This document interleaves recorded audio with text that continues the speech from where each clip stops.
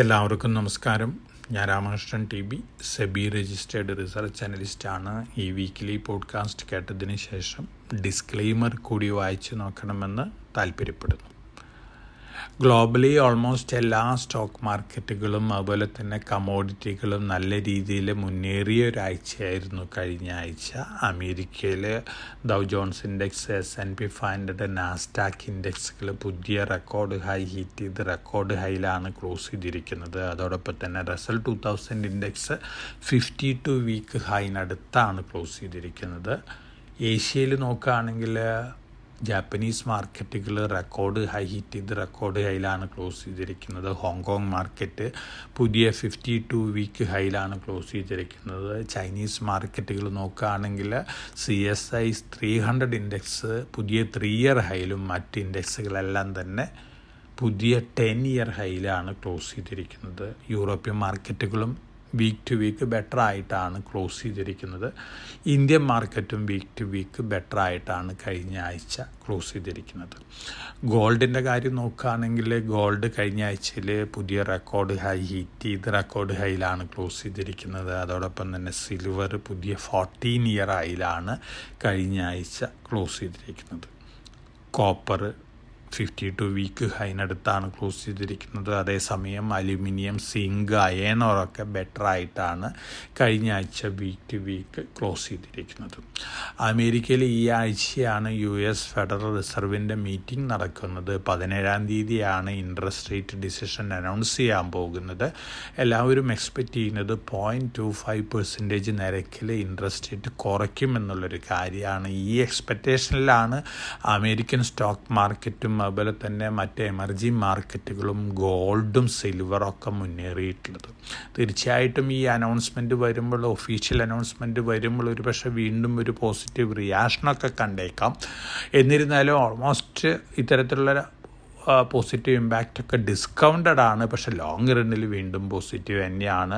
അതോടൊപ്പം തന്നെ ഗോൾഡിനെ കുറിച്ചും സിൽവറിനെ കുറിച്ചൊക്കെ വന്നുകൊണ്ടിരിക്കുന്ന ന്യൂസ് ഫേഴ്സ് ഈ രണ്ട് കമോഡിറ്റികൾക്കും ലോങ് റണ്ണിൽ വീണ്ടും പോസിറ്റീവ് ഇമ്പാക്റ്റാണ് നൽകാൻ പോകുന്നത്.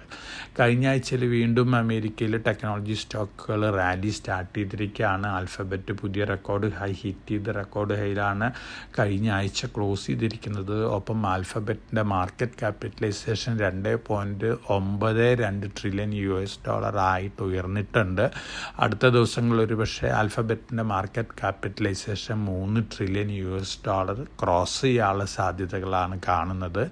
ഒപ്പം അമേരിക്കയിലെ ബ്രോഡ്കോം, മൈക്രോൺ ഈ 2 ചിപ്പ് മേക്കിംഗ് കമ്പനികളുടെ സ്റ്റോക്കുകളും കഴിഞ്ഞ ആഴ്ചയിൽ പുതിയ റെക്കോർഡ് ഹൈ ഹിറ്റ് ചെയ്ത് റെക്കോർഡ് ഹൈയിലാണ് ക്ലോസ് ചെയ്തിരിക്കുന്നത്. കഴിഞ്ഞ ആഴ്ചയിൽ ഒറാക്കിളിൻ്റെ സ്റ്റോക്ക് പ്രൈസും വലിയ രീതിയിൽ മുന്നേറിയിരുന്നു. ഒറാക്കിളിൻ്റെ ഗൈഡൻസാണ് ഇതിന് പ്രധാനപ്പെട്ട കാരണം. അവരുടെ data centre business, cloud business വലിയ രീതിയിലുള്ള ഓർഡേഴ്സാണ് ബാഗ് ചെയ്തുകൊണ്ടിരിക്കുന്ന റിപ്പോർട്ടാണ് ഇതിന് പ്രധാനപ്പെട്ട ഒരു പോസിറ്റീവ് ഇമ്പാക്റ്റ് നൽകിയിട്ടുള്ളത്.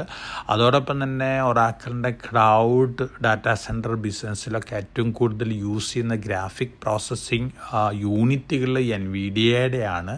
അതുകൊണ്ട് തന്നെ NVIDIAയ്ക്കും അതിൻ്റെ ഒരു പോസിറ്റീവ് ഇമ്പാക്റ്റ് കഴിഞ്ഞ ആഴ്ച കിട്ടിയിട്ടുണ്ട്. വീണ്ടും NVIDIAനെ സംബന്ധിച്ച് ലോങ് റണ്ണിൽ ഇത്തരത്തിൽ ന്യൂസ് ലോസൊക്കെ പോസിറ്റീവ് ഇമ്പാക്റ്റ് തന്നെയാണ് നൽകാൻ പോകുന്നത്. അതോടൊപ്പം തന്നെ നമ്മൾ ഏഷ്യയിലത്തെ ചൈനീസ് മാർക്കറ്റുകളിലത്തെ ഒരു ആക്ടിവിറ്റി നോക്കുകയാണെങ്കിൽ ചൈനീസ് മാർക്കറ്റിലും ഹോങ്കോങ് മാർക്കറ്റിലും ഏറ്റവും കൂടുതൽ മുന്നേറിയിട്ടുള്ളത് ചിപ്പ് സ്റ്റോക്കുകളും AI റിലേറ്റഡ് സ്റ്റോക്കുകളും റീറ്റെയിൽ സ്റ്റോക്കുകളും അതുപോലെ തന്നെ ബയോടെക് സ്റ്റോക്കുകളൊക്കെ തന്നെയാണ്. ഇതിന് പ്രധാനപ്പെട്ട കാരണം ചൈനയിലേക്ക് വന്നുകൊണ്ടിരിക്കുന്ന ഫോറിൻ ഇൻഫ്ലോസ് വളരെ ഹൈ ആണ്.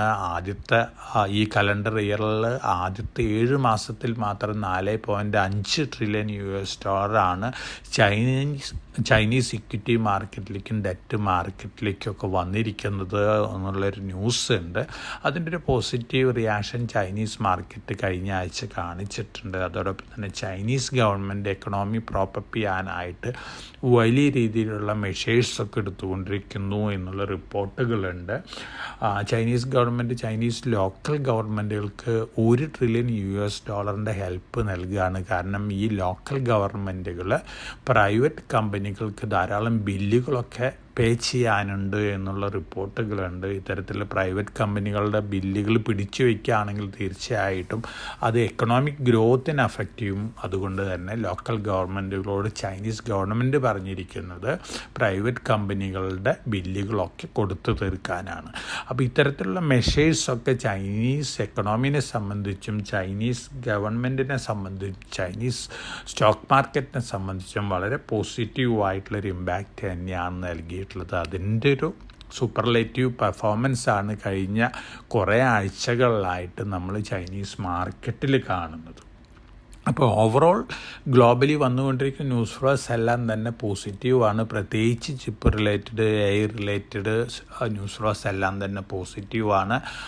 ഒരു നെഗറ്റീവായിട്ടുള്ളൊരു ന്യൂസ് മാർക്കറ്റിലുള്ളത് ട്രംപിൻ്റെ അനൗൺസ്മെൻറ്റുകൾ മാത്രമാണ്. പക്ഷേ ഇപ്പോൾ ആരും അതൊന്നും അത്ര വലിയൊരു ഇമ്പോർട്ടൻ്റ് ഇവൻ്റ് ആയിട്ടൊന്നും തന്നെ കണക്കാക്കുന്നില്ല. അതേസമയം ഉക്രൈനും റഷ്യയും തമ്മിലുള്ള ജിയോ പൊളിറ്റിക്കൽ ടെൻഷൻസ് വീണ്ടും വലിയ രീതിയിൽ വഷളാവുകയാണെങ്കിൽ അതിൻ്റെ ഒരു നീജർക്ക് റിയാക്ഷൻ ഗ്ലോബൽ മാർക്കറ്റുകളിലും ഒപ്പം നമ്മുടെ മാർക്കറ്റിലൊക്കെ ഉണ്ടാവാനുള്ള സാധ്യതകളൊക്കെയുണ്ട്. അപ്പോൾ വളരെ കോഷ്യസ് ആയിട്ട് ഈ ഇവൻറ്റിനെ ഒന്ന് വാച്ച് ചെയ്യുന്നതൊക്കെ നന്നായിരിക്കും. ഇനി നമ്മുടെ എക്കണോമി റിലേറ്റഡ് ന്യൂസ് ഫ്ലോസൊക്കെ നോക്കുകയാണെങ്കിൽ സെപ്റ്റംബർ 5 അവസാനിച്ചിട്ടുള്ള ആഴ്ചയിൽ നമ്മുടെ ഫോറക്സ് റിസർവ് വീണ്ടും ഉയർന്നിരിക്കുകയാണ്. $698.26 ബില്യൺ ആയിട്ട് ഉയർന്നിരിക്കുകയാണ്. തീർച്ചയായിട്ടും ട്രംപിൻ്റെ ടാരിഫ് റിലേറ്റഡ് ഇഷ്യൂ നിലനിൽക്കുന്ന ഈ അവസ്ഥയിലും നമ്മുടെ ഫോറക്സ് റിസർവ് ഉയരുന്നത് നമ്മളെ സംബന്ധിച്ച് പോസിറ്റീവായിട്ടുള്ളൊരു കാര്യം തന്നെയാണ്. കാരണം ട്രംപിൻ്റെ താരിഫിനെ മറികടക്കാനായിട്ട് നമ്മുടെ government GST rate reduction, GST slab റിഡക്ഷനൊക്കെ അനൗൺസ് ചെയ്തിരുന്നു.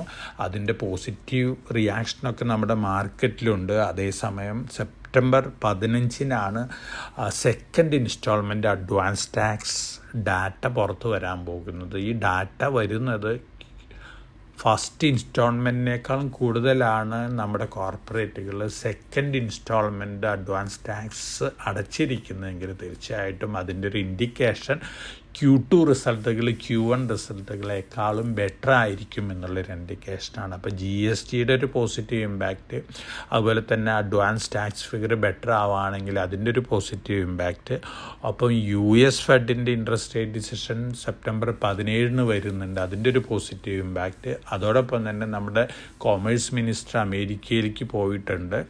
6ാം റൗണ്ട് ട്രേഡ് ഡിസ്കഷൻ ആരംഭിക്കുന്നുണ്ട്.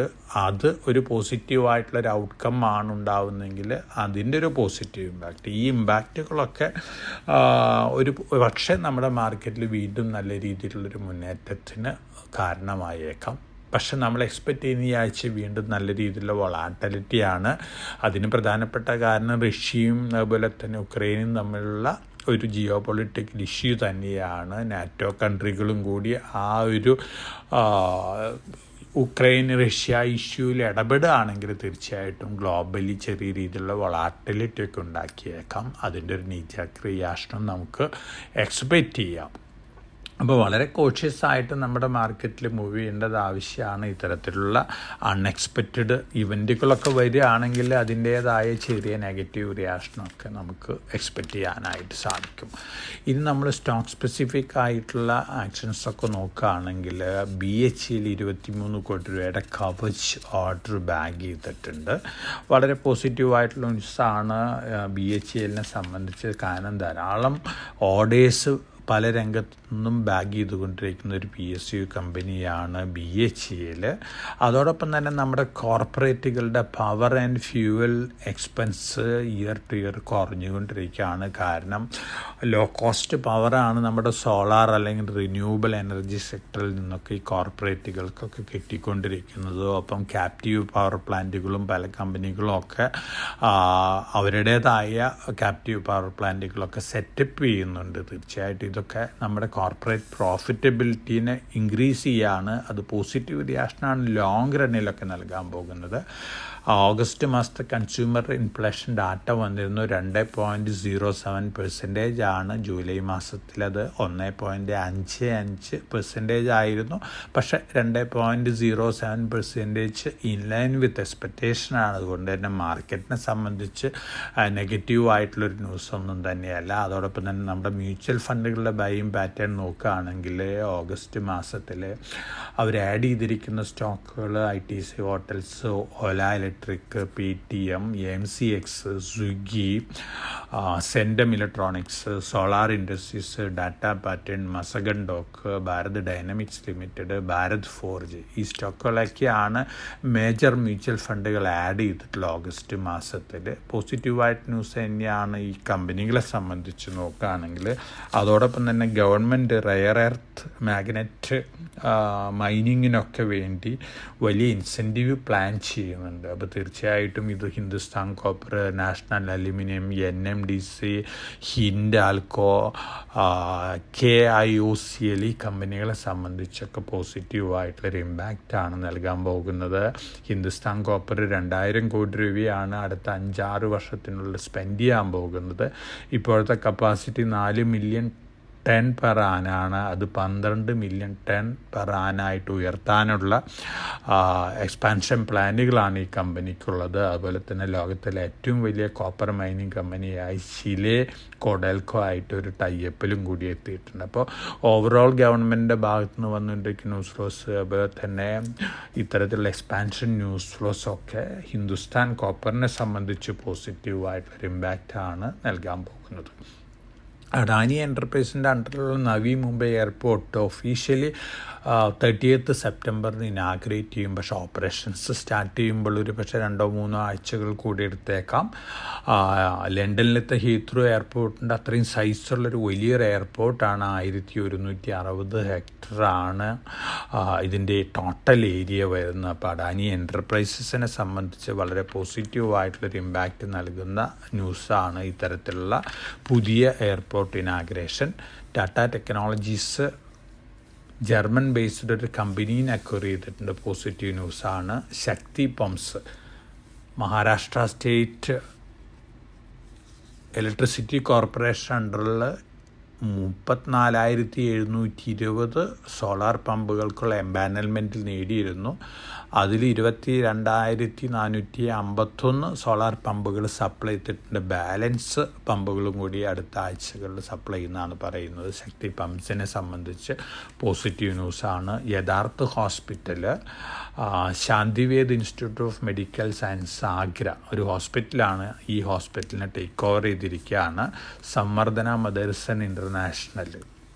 അവർ 4-വീലർ മാനുഫാക്ചറിങ്ങിലേക്കും കൂടി കടക്കാനുള്ള പ്ലാനിലാണ് എന്നാണ് റിപ്പോർട്ടുകൾ സൂചിപ്പിക്കുന്നത്. ഈ കമ്പനീനെ സംബന്ധിച്ച് പോസിറ്റീവാണ്. ഒരു ഗ്ലോബൽ ജയൻ്റാണ്. ഓട്ടോ സ്പേസ് ഉണ്ടാക്കുന്ന രംഗത്ത് തീർച്ചയായിട്ടും പോസിറ്റീവ് ന്യൂസാണ്.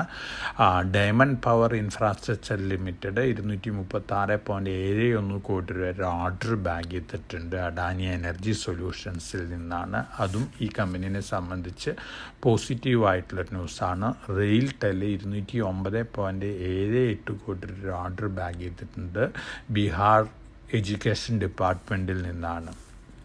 ഇതൊക്കെയാണ് individual company related news flows. അതോടൊപ്പം തന്നെ നമ്മൾ IPO മാർക്കറ്റ് നോക്കുകയാണെങ്കിൽ കഴിഞ്ഞ ആഴ്ച നമ്മൾ സജസ്റ്റ് ചെയ്തിരുന്ന 3 main board IPOs Shringar house of Mangal Sutra 60.31 times oversubscribed ആണ്.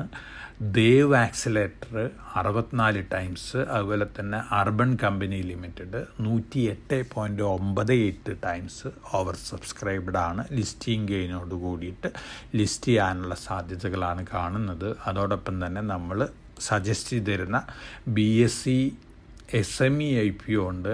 Air flow rail technology limited second 65.32 times over subscription നേടിയിട്ടുണ്ട്. നാളെയാണ് ലാസ്റ്റ് ഡേ. നല്ല രീതിയിലുള്ള ഓവർ സബ്സ്ക്രിപ്ഷൻ വീണ്ടും വന്നേക്കാം.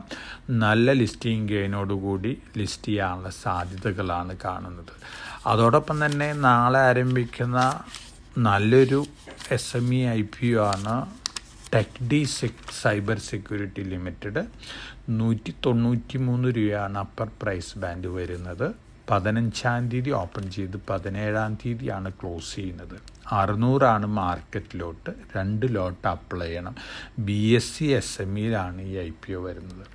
അപ്പോൾ SME IPOയിൽ അപ്ലൈ ചെയ്യുന്ന ഇൻവെസ്റ്റേഴ്സിന് ധൈര്യമായിട്ട് അപ്ലൈ ചെയ്യാവുന്ന IPO ആണ് ടെക്ഡി സൈബർ സെക്യൂരിറ്റി ലിമിറ്റഡ്. അതുപോലെ തന്നെ നാളെ അവസാനിക്കുന്ന എയർഫ്ലോ റെയിൽ ടെക്നോളജി ലിമിറ്റഡ്. അതോടൊപ്പം തന്നെ 18-ാം തീയതി ആരംഭിക്കുന്ന JD കേബിൾസ് ലിമിറ്റഡ് ഉണ്ട്, BSSMEയിലാണ്. ഒപ്പം 17-ാം തീയതി ആരംഭിക്കുന്ന സമ്പത്ത് അലുമിനിയം ലിമിറ്റഡ് ഉണ്ട്. ഈ 2 IPOs കൂടി SMEയിൽ അപ്ലൈ ചെയ്യുന്ന ഇൻവെസ്റ്റേഴ്സിന് കൺസിഡർ ചെയ്യാവുന്ന IPOs ആണ്. അപ്പോൾ ഓവറോൾ ഈ ആഴ്ച ധാരാളം പോസിറ്റീവ് ന്യൂസ് ഫ്ലോസൊക്കെ ഉണ്ട്. അതോടൊപ്പം തന്നെ ട്രംപിൻ്റെ ഭാഗത്തു നിന്ന് വരുന്ന സ്റ്റേറ്റ്മെൻറ്റുകളുണ്ട്. എന്നിരുന്നാലും നമ്മളെ സംബന്ധിച്ച് ലോങ് റണ്ണിൽ നോക്കുകയാണെങ്കിൽ ധാരാളം പോസിറ്റീവായിട്ട് ന്യൂസ് ഫ്ലോസ് തന്നെയാണ് വന്നുകൊണ്ടിരിക്കുന്നത്. ഒപ്പം നമ്മുടെ എക്കണോമിയുടെ സ്ട്രെങ്ത്ത്, നമ്മുടെ ഡെമോഗ്രഫിക് പിക്ചറൊക്കെ നോക്കുകയാണെങ്കിൽ വളരെ പ്രോമിസിങ് ആയിട്ടുള്ള ഇയേഴ്സാണ് നമ്മളെ സംബന്ധിച്ച് മുന്നിലുള്ളത്. നമ്മൾ 2024 കണക്ക് നോക്കുകയാണെങ്കിൽ നമ്മുടെ പോപ്പുലേഷൻ്റെ നല്ലൊരു പെർസെൻറ്റേജ് വർക്കിംഗ് പോപ്പുലേഷനാണ്. അറൗണ്ട് 98 കോടി ജനങ്ങളാണ് വർക്കിംഗ് പോപ്പുലേഷനായിട്ട് നമ്മളെ സംബന്ധിച്ചുള്ളത്. അത് 2030 ആകുമ്പോഴേക്കും 33 ആകുമ്പോഴേക്കും 107 കോടി ജനങ്ങളും വർക്കിംഗ് പോപ്പുലേഷനായിട്ട് മാറിക്കഴിഞ്ഞിരിക്കും. അതായത് ടോട്ടൽ പോപ്പുലേഷൻ്റെ 70% വർക്കിംഗ് പോപ്പുലേഷനായിട്ട് മാറുന്നതാണ് പറയുന്നത്. തീർച്ചയായിട്ടും വളരെ പ്രോമിസിങ് ആയിട്ടുള്ള ന്യൂസാണ്. ഇന്ത്യൻ എക്കണോമിനെ സംബന്ധിച്ച് നമ്മുടെ യങ്സ്റ്റേഴ്സ് ജോബിലേർപ്പെടുന്നു, ബിസിനസ്സിലേർപ്പെടുന്നു, അതിനനുസരിച്ചുള്ള കൺസംഷൻ കൂടുന്നു, സ്പെൻഡിങ് കൂടുന്നു. ഇന്ത്യൻ എക്കണോമിയുടെ ഗോൾഡൻ ഇയേഴ്സാണ് വരാൻ പോകുന്നത്. തീർച്ചയായിട്ടും നമ്മുടെ ഡിജിറ്റലൈസേഷൻ, അതുപോലെ തന്നെ നമ്മുടെ ഡിജി ലോക്കർ, അതുപോലെ തന്നെ നമ്മുടെ UPI പേയ്മെൻറ്റ് സിസ്റ്റം, ഇത്തരത്തിൽ ഡിജിറ്റൽ റിലേറ്റഡ് ആക്ടിവിറ്റീസിലൊക്കെ നമ്മുടെ ഗ്രോത്ത് വളരെ പ്രോമിസിങ് ആണ്. മറ്റ് രാജ്യങ്ങൾക്ക് അസൂയ തരത്തിലുള്ള ഗ്രോത്താണ് ഈ രംഗത്തൊക്കെ നമ്മൾ നേടിക്കൊണ്ടിരിക്കുന്നത്. അപ്പോൾ ട്രംപ് ഇന്ത്യനെ അടിച്ച് താത്താനായിട്ട് ശ്രമിച്ചാൽ പോലും നമ്മുടെ ഡെമോഗ്രഫിക് പിക്ചർ, അതുപോലെ തന്നെ നമ്മുടെ ഡൊമസ്റ്റിക് കൺസംഷൻ ഡ്രിവൺ എക്കണോമി, ഈ 2 ഫാക്ടേഴ്സ് മതി ഇതിനൊക്കെ ഓവർകം ചെയ്യാമായിട്ട്. അതോടൊപ്പം തന്നെ ഇലക്ട്രോണിക് മാനുഫാക്ചറിങ് രംഗത്തൊക്കെ നമ്മൾ വലിയ രീതിയിലുള്ള കുതിച്ചുചാട്ടാണ് നടത്തിക്കൊണ്ടിരിക്കുന്നത്. ഒപ്പം ഡാറ്റാ സെൻറ്റർ ബിസിനസ്സിലും വലിയ രീതിയിലുള്ള മുന്നേറ്റമാണ്, റിന്യൂവബിൾ എനർജി രംഗത്തും വലിയ രീതിയിലുള്ള മുന്നേറ്റമാണ്. അപ്പോൾ ഇത്തരത്തിലുള്ള റിപ്പോർട്ടുകളൊക്കെ നമ്മുടെ എക്കണോമിനെ സംബന്ധിച്ച് നല്ല പിക്ചറാണ് പൊതുവെ നൽകിക്കൊണ്ടിരിക്കുന്നത്. മറ്റ് രാജ്യങ്ങളും ഇത് കാണുന്നൊക്കെയുണ്ട്. അപ്പോൾ ആ മറ്റ് രാജ്യങ്ങൾക്ക്, അമേരിക്ക പോലുള്ള രാജ്യങ്ങൾക്ക് അമേരിക്കയുടെ സുപ്രീമസി ഓവർടേക്ക് ചെയ്യുന്ന തരത്തിൽ നമ്മുടെ രാജ്യമൊക്കെ വളരുമ്പോൾ തീർച്ചയായിട്ടും അതിൻ്റേതായ ഒരു അസൂയ അല്ലെങ്കിൽ അതിൻ്റേതായ ഒരു പ്രഷറൊക്കെ ഉണ്ടാവും. അതിൻ്റെ ഒരു ഓവർ റിയാക്ഷനാണ് അമേരിക്കൻ പ്രസിഡന്റ് ട്രംപിൻ്റെ ഭാഗത്തു നിന്നൊക്കെ ഇന്ത്യയുടെ മേൽ ഇപ്പോൾ നമ്മൾ കാണുന്നത്. തീർച്ചയായിട്ടും നമ്മുടെ രാജ്യം ഇതിനെയൊക്കെ ഓവർടേക്ക് ചെയ്യും. നമ്മുടെ രാജ്യത്തിനെ സംബന്ധിച്ച് നമ്മുടെ ഗവൺമെൻറ്റിൻ്റെ ഓരോ ആക്ഷൻസും വളരെ പോസിറ്റീവായിട്ടുള്ളൊരു ഇമ്പാക്റ്റ് തന്നെയാണ് നൽകാൻ പോകുന്നത് ലോങ് റണ്ണിൽ. ഈ തരത്തിലുള്ള നെഗറ്റീവ് ആക്ടിവിറ്റീസൊക്കെ നമ്മൾ ഓവർകം ചെയ്യും എന്നുള്ളൊരു കാര്യം തീർച്ചയാണ്. അതോടൊപ്പം തന്നെ നമ്മൾ ഈ ആഴ്ച ഇനി നോക്കുകയാണെങ്കിൽ നാളെ നമ്മുടെ ഹോൾസെയിൽ പ്രൈസ് ഇൻഫ്ലേഷൻ ഡാറ്റ ചെയ്യുന്നുണ്ട്. സെപ്റ്റംബർ 17 US ഫെഡിൻ്റെ ഡിസിഷൻ ഉണ്ട്. September 15 second instalment advance data പുറത്തു വരും. അതോടൊപ്പം തന്നെ ഈ ആഴ്ചയിൽ ഒരു പക്ഷേ 6th റൗണ്ട് US ഇന്ത്യ ടോക്കിൻ്റെ ഔട്ട്കമ്മും ഒരു പക്ഷേ പുറത്തു വന്നേക്കാം. ഈ 4 ഔട്ട്കംസും പോസിറ്റീവ് ആണെങ്കിൽ തീർച്ചയായിട്ടും നമ്മുടെ മാർക്കറ്റിനെ സംബന്ധിച്ച് വളരെ പോസിറ്റീവ് ഇമ്പാക്റ്റ് തന്നെയാണ് നൽകാനായിട്ട് പോകുന്നത്. അതേസമയം ജിയോ പൊളിറ്റിക്കൽ ടെൻഷൻസ് വഷളായി, ഉക്രൈൻ ഇഷ്യൂ വഷളായി, നാറ്റോ സഖ്യകക്ഷികൾ ഇത്തരത്തിലുള്ള കോൺഫ്ലിക്റ്റിലൊക്കെ പങ്കുചേർന്നാൽ ചെറിയ നെഗറ്റീവ് ഇമ്പാക്റ്റൊക്കെ ഗ്ലോബലിലേക്ക് ഉണ്ടായേക്കാം. അതിൻ്റെ ഒരു നീജർക്ക് റിയാക്ഷനൊക്കെ നമ്മുടെ മാർക്കറ്റിലും കണ്ടേക്കാം. അതുകൊണ്ട് തന്നെ വളരെ കോഷൻ ആവശ്യമാണ് ഈ ആഴ്ച. എന്നിരുന്നാലും നമ്മൾ എക്സ്പെക്റ്റ് ചെയ്യുന്നത് ഒരു വൊളാറ്റിലിറ്റിയോട് കൂടിയിട്ടുള്ള ഒരു ട്രേഡിംഗ് ആണ് നാളെ എക്സ്പെക്റ്റ് ചെയ്യുന്നത്. അതോടൊപ്പം തന്നെ പോസിറ്റീവ് ബയാസാണ് നമ്മൾ മാർക്കറ്റിൽ എക്സ്പെക്റ്റ് ചെയ്യുന്നത്. അപ്പോൾ വളരെ കോഷ്യസായിട്ട് മാർക്കറ്റിൽ മൂവ് ചെയ്യുക. എല്ലാവർക്കും നല്ലൊരു ഇൻവെസ്റ്റിംഗ് വീക്ക് ആശംസിച്ചുകൊണ്ട് ഞാൻ ഈ വീക്കിലി പോഡ്കാസ്റ്റോട് അവസാനിപ്പിക്കുകയാണ്. Thank you.